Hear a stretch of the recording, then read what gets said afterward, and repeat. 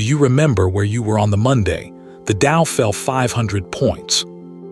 If you were an adult in October of 1987, you almost certainly remember the evening news that night. Because for one day the stock market was the only story in America. This is the story of that day, and of the 36 hours afterwards that almost nobody talks about. We are going to go through what actually happened on the 19th of October, the numbers, the machines, and the two exchanges that pulled each other down. Then we are going to look at the part that matters more, the Tuesday morning, when the crash very nearly stopped being about share prices and started being about whether the banking system could settle its trades at all. What one sentence from the Federal Reserve did that morning is the reason you have probably never heard about it. Start with the Friday, because the crash did not come out of a clear sky. On Friday, the 16th of October, the Dow Jones Industrial Average fell 108 points, a little over 4.5%, on what was then the heaviest volume the New York Stock Exchange had ever handled. That was, at the time, the largest one-day point fall in the history of the index. Traders went home that weekend having just lived through a record, and having no idea it would be a footnote by Monday lunchtime. The selling began at the opening bell on Monday, and it did not stop. By the close, the Dow had fallen 508 points, from 2,246 down to 1,738. That is 22.6% in 6.5 hours. It is worth being precise about how large that is, because the number gets repeated so often that it has gone soft. The worst day of the Great Crash of 1929, the one that gave the world the Depression, the one every schoolchild has heard of, was a fall of 12.8%. Black Monday was not a bit worse than that. It was very nearly double it. It remains, almost 40 years later, the largest single-day percentage fall in the history of the American stock market, and nothing since has come close. 604 million shares changed hands on the New York Stock Exchange that day. The previous record, set 2 days earlier, had been about 338 million. The exchange's own machinery, the order routing system, the ticker, the telephones on the floor, had never been built for that and did not cope with it. The tape ran more than an hour behind the market for most of the session, which meant that, for much of Black Monday, the people trading the American stock market could not see the price of the American stock market. And here is the thing that has kept economists arguing about this day for 4 decades. Nothing happened. There was no war that morning. No president was shot. No great bank announced that it had failed. There was no piece of news anywhere in the world large enough to justify removing a fifth of the value of every listed company in America. The worries that did exist of falling dollar, interest rates that had crept up through the year, a market that had tripled in 5 years and looked expensive, were real, and they were completely ordinary. Markets absorb worries like that every week without falling 22%. So here is the question, and I would genuinely like your answer before the end. If no news arrived, then either the market had been carrying a wrong price for months and corrected it in one afternoon, or the market was working perfectly and the machinery underneath it broke. Was Black Monday a price correcting or a machine breaking? Those are very different diagnoses.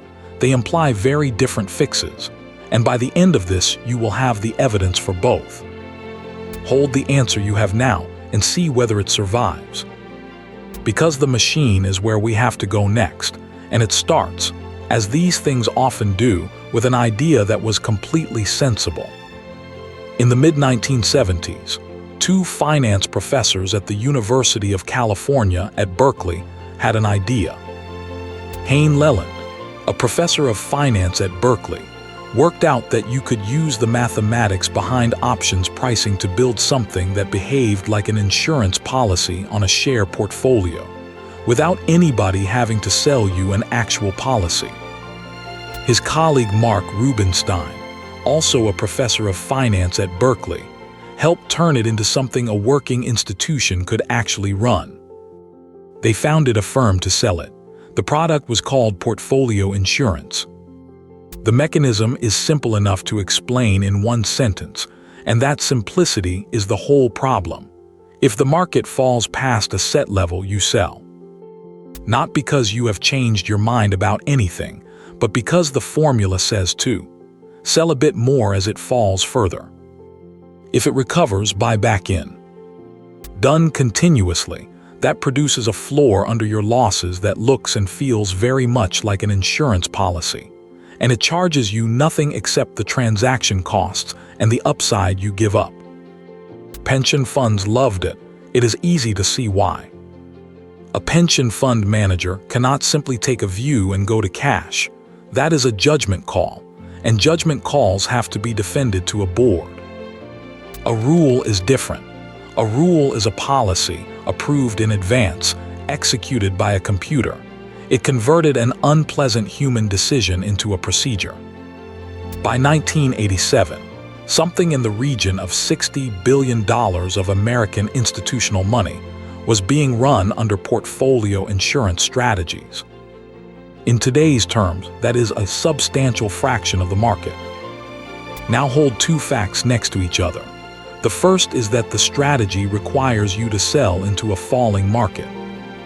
The second is that everyone running it had bought essentially the same formula, and the formula had essentially the same trigger levels, because they were all derived from the same mathematics. That is the whole crash, in two sentences. Because here is what the model assumed, and it is the assumption underneath almost every financial disaster of the last century. It assumed you could always sell. It assumed a buyer would be there, at a price close to the last one, whenever the formula said to go. That is a perfectly reasonable assumption on an ordinary Tuesday, and it is exactly the assumption that stops being true at the only moment it matters. The insurance worked precisely and only when nobody else needed it. On Black Monday, the trigger levels went, and $60 billion of institutional money began trying to walk through the same door at the same second. The selling pushed prices down. The lower prices tripped more of the formulas, which produced more selling, which pushed prices down further. That is not a bug in portfolio insurance. It is portfolio insurance working exactly as designed at scale. The seatbelt was fine. What nobody had modeled was every car in the country braking at once. And the loop had a second half, running nearly 1,000 miles away in Chicago. Chicago traded stock index futures, contracts whose price tracks the level of the whole market rather than any single company. Futures are cheaper and faster to trade than several hundred separate shares, so the portfolio insurance programs did most of their selling there rather than in New York. Normally that does not matter, because a group of traders called index arbitrageurs make their living closing any gap that opens between the price in Chicago and the price in New York, which welds the two markets into one. On Black Monday, the Weld failed. The futures in Chicago fell far faster than the shares in New York. At the worst point, the futures were trading at a level, implying the market was worth something like a fifth less again than New York was actually quoting. The arbitrageurs who should have closed that gap could not. The New York side of their trade had become impossible to execute because the tape was an hour behind and hundreds of stocks had simply stopped trading. So the gap stayed open and it broadcast.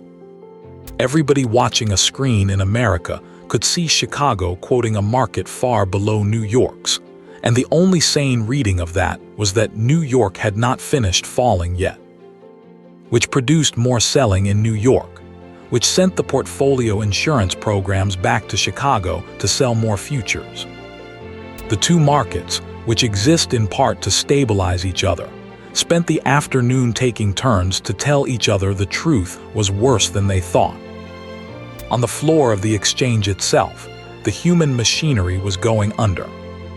The New York Stock Exchange ran on specialist firms obliged to make a market in their assigned stocks, buying when nobody else would, using their own capital. That obligation is the exchange's shock absorber, and on Black Monday it was asked to absorb an ocean.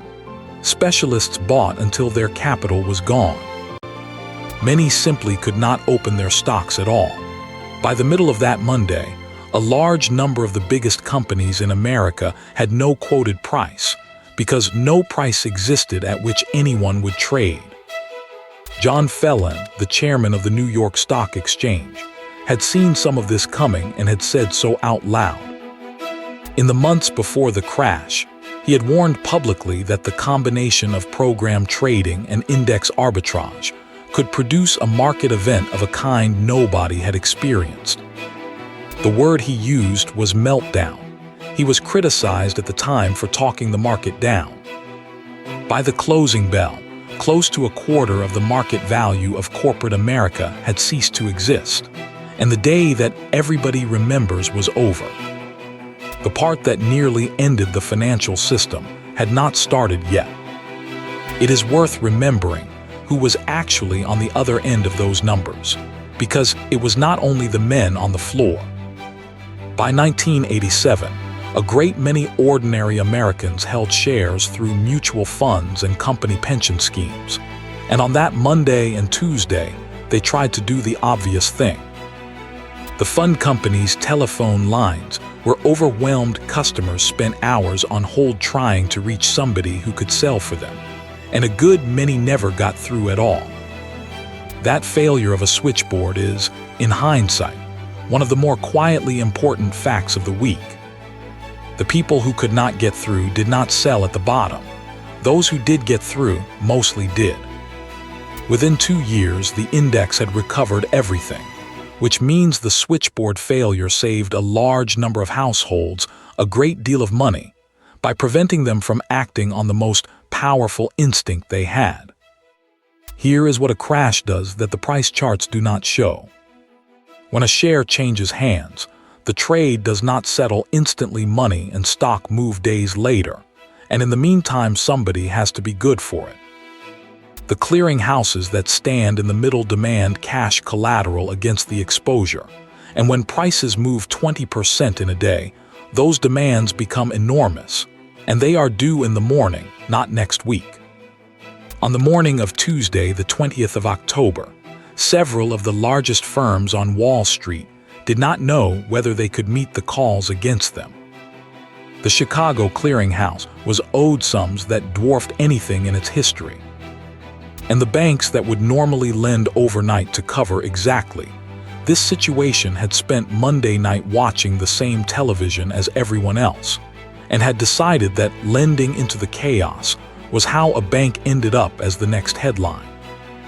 That is the actual danger point, not the fall in prices, the freeze in credit. If 2 or 3 major firms had failed to settle that Tuesday morning, the clearing houses behind them would have been exposed. The exchanges would have had to consider closing, and a bad day on Wall Street becomes a solvency crisis in the banking system. That is the mechanism by which 1929 became the 1930s.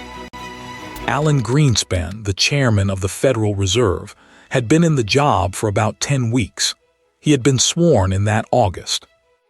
His entire experience of running America's central bank amounted to a quiet late summer, and now he was looking at the largest one-day fall in the history of the American market, and a banking system quietly deciding to stop lending. Before the market opened on the Tuesday, the Federal Reserve issued a statement. It was 1 sentence long. It read, "The Federal Reserve, consistent with its responsibilities as the nation's central bank, affirmed today its readiness to serve as a source of liquidity to support the economic and financial system." Read that again, because it is one of the most consequential sentences in the history of American finance, and it is written in deliberately boring language. Stripped of the register, it says, "We will lend whatever it takes to whoever needs it, for as long as this lasts. Do not decide that your counterparty is going to fail, because we are standing behind the plumbing. And then, crucially, the Fed did the unglamorous half. Gerald Corrigan, the president of the Federal Reserve Bank of New York, spent that day on the telephone to the chief executives of the major banks, making it unambiguous that they were expected to keep lending to the securities firms, and that the Fed would supply the reserves to make it possible. The open market desk pushed money into the system. Banks that had decided overnight to stop lending were persuaded, one call at a time, to start again. There is one episode from that Tuesday morning that shows exactly how thin the margin was, and it happened in Chicago before most of America was awake. The Chicago Mercantile Exchange could not open until its clearinghouse had confirmed that the previous day's settlements had been paid. One member firm was owed a very large sum by a customer. The money had to move through continental Illinois, and the bank, reasonably enough, on that particular morning, was not releasing a payment of that size without being sure of it. Leo Melamed, the chairman of the Chicago Mercantile Exchange, telephoned the bank's chairman directly. The payment cleared minutes before the exchange was due to open. Had it not, the Merc would have failed to open, and the message that would have sent to a market already deciding who was solvent does not bear thinking about. The entire futures market in America turned, that morning, on one telephone call about one wire transfer. Then, around the middle of that Tuesday, something happened that has never been fully explained. The New York market had been sliding again. Several exchanges had suspended trading, and the closure of the whole system was being openly discussed. And then, in Chicago, the futures on a smaller index called the Major Market Index began to rally hard, on relatively little volume. Because that index tracked 20 large industrial companies closely correlated with the Dow, the rally read across every screen in the country as the market turning. Buyers came back in New York, and the day was saved. Who bought those contracts, and whether it was a rescue organized by people who understood exactly what signal they were sending or simply somebody taking a very well-timed position, has been argued about ever since and has never been settled. It worked. Not smoothly and not immediately. Tuesday was a genuinely frightening session in its own right, and there was a period around midday when the exchange came close to shutting. But the credit kept moving, the settlements were made, no major firm went down, and by Wednesday the market was rising. One thing before we go on. If you subscribe, it genuinely helps this channel keep going, and there is a new piece of American financial history every single day. And leave a comment while you are here. It matters more than you would think. Now, what the official inquiry concluded, because it is more interesting than the summary it usually gets. The Presidential Task Force on Market Mechanisms was chaired by Nicholas Brady, a former investment banker who would shortly become Treasury Secretary, and it reported in January of 1988.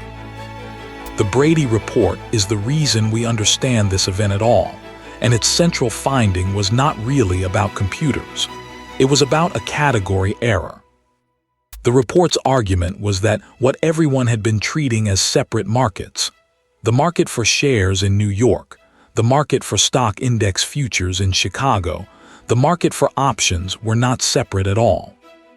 Economically, they were one market, linked by instruments and by traders who moved between them in seconds. But they were regulated by different agencies, cleared through different clearing houses, and governed by different rules on margin, on trading halts, and on who was obliged to make a price. That is the finding worth taking away. The system was one market wearing the regulatory clothing of three, and nobody was responsible for the whole of it. Under ordinary conditions, the seams did not show. Under stress, the seams were exactly where it tore. The reforms that followed came directly out of that. The best known are the circuit breakers, rules that halt trading across all the markets at once when the index falls by a set percentage, so that everybody is forced to stop at the same moment. They were introduced in 1988. They have been recalibrated several times since, and they are still there today. It is worth being honest about what a circuit breaker does, because it is often described as a fix, and it is not one. It does not stop a market falling. It does not make any share worth more than it was a minute earlier. What it does is buy time.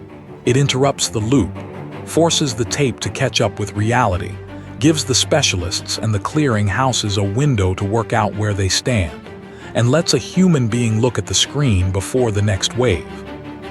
It is a fire door. Fire doors do not put out fires.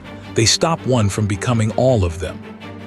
Now the two things about Black Monday that almost nobody knows, and both of them complicate the story. The first is what happened to the year. The Dow Jones Industrial Average finished 1987 higher than it started it.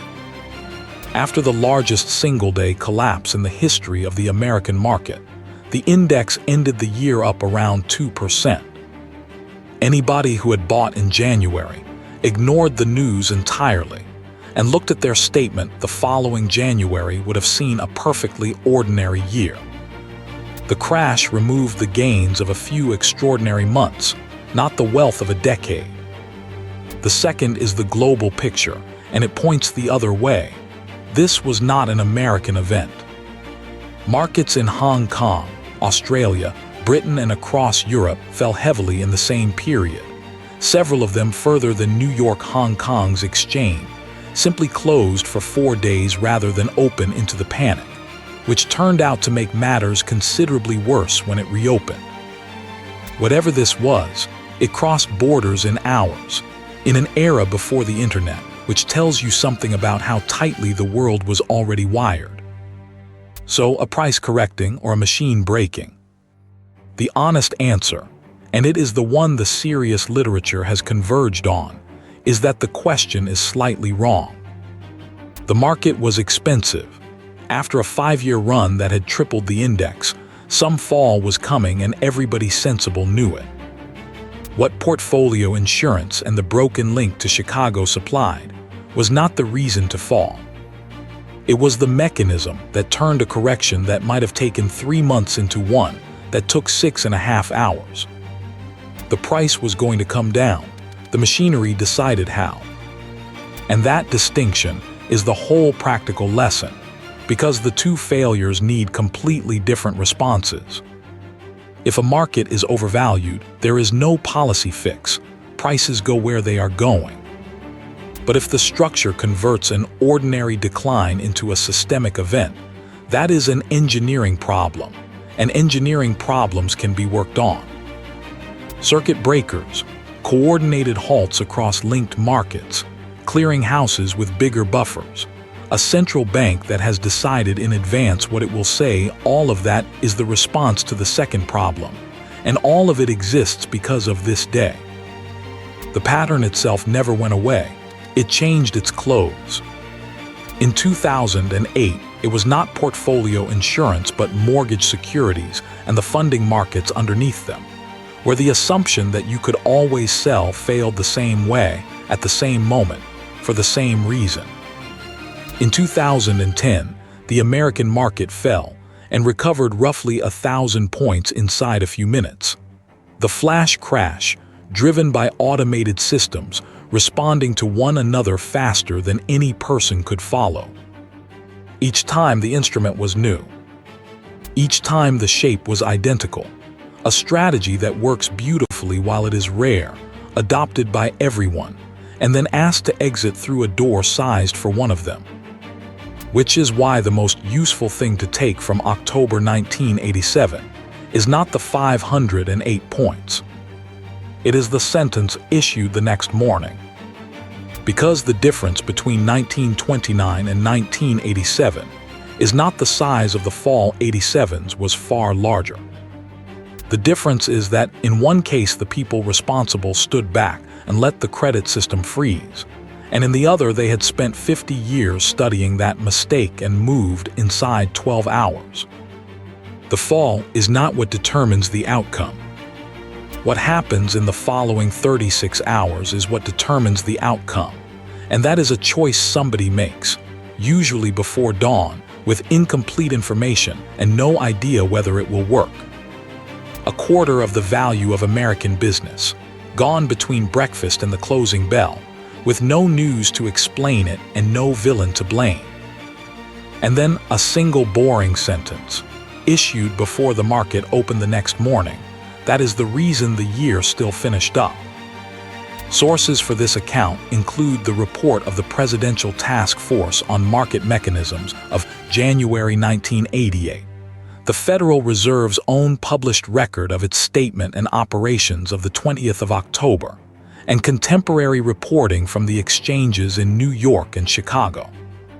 Where the cause is still disputed among economists, it has been described as disputed.